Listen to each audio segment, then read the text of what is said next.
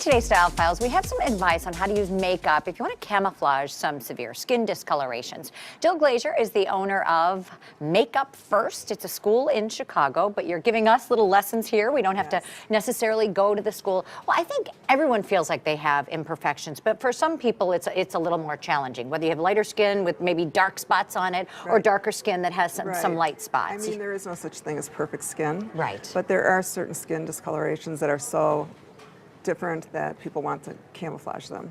So we teach our students how to camouflage makeup. And you're going to be doing that in just a second. I guess for me the key is having it be camouflage but have it not look too cakey, right? And what is the key to doing that? The key to doing that is applying very thin layers and sparingly. And it's really color correction. It's not cakey, thick makeup. It's color correction, so that we refer to the color wheel.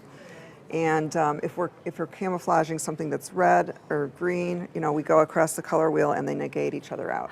So we use color theory in this too. Right, so if you have bruises or if you have rosacea, you know, in this case vitiligo, right? So okay. All right, well, yeah, let's show us how it's done with our beautiful model here. Yeah, this is Lauren. She has obviously, I've done this side before we went on air. She's symmetrical with her vitiligo, and she also has other spots that we're not even going to camouflage because we don't have time. It's kind of a time-consuming process, but we always spray our products with a sanitizer first. Sanitation is very key. I've done that before we went on air, and I've picked out a few colors. We've primed the skin already with a clear primer. It's silicone based, so the product will go on smoothly. So I usually start with an area, with a color that matches the surrounding skin area, and I've selected this color. And if it's a larger area, I'll use a sponge. Look up. And we just start to very quickly in thin layers. Now, with women who have vitiligo around the eyes, it's not so tragic because you can always put eye makeup on. Sure. And you never want to leave your client without having makeup, full makeup, once you've camouflaged the discolorations. So, thin layer. Now, the important thing is to set it. So you'll have a powder puff, and you will load it with a translucent powder. But then you're not going all over the skin to try to, you know, make one color all over the skin. You're really just covering the area that you need to. Well, before we went on air, I did do one layer of makeup all over the skin. And I left this area bare for the camera. Okay, so that's one layer. And obviously that's not enough, and then you brush away the excess, close, and then you go again.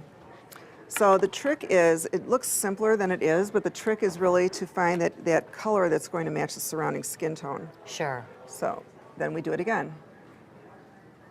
And sometimes where the pigment is starting to fade, there'll be an area that's green. I don't know why. I've asked dermatologists why, and they don't know why. And I'm not even sure that they've noticed it. But for that, we would use the color wheel, and then we would go to a product that has more red in it. Sure. So right here. And if we look on the other side, you can really see how that layering, I mean, just did a tremendous job.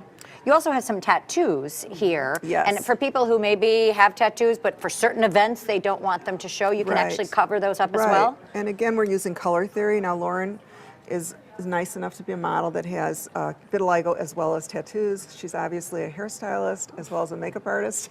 And so we go to the color wheel and we say, well, it's kind of greenish, bluish, blackish. Let's use red. So some shade of red. So whatever the opposite is will cover up what you're trying to. And with this kind of tattoo, then you just go with fine detail work. Oh my. Yeah, just to blur out the discoloration. I'm not going to do the entire scissors. So you block the green with the red, and then you would put regular makeup on that would, you know, cover the skin there. But first we're going to powder that. We're going to powder that again because we want the oils to come out of the makeup, and we want the pigment to go into the hold skin. Your hand, if you would, a little bit there, so that we can And then let's see if we're lucky and see if this is the same.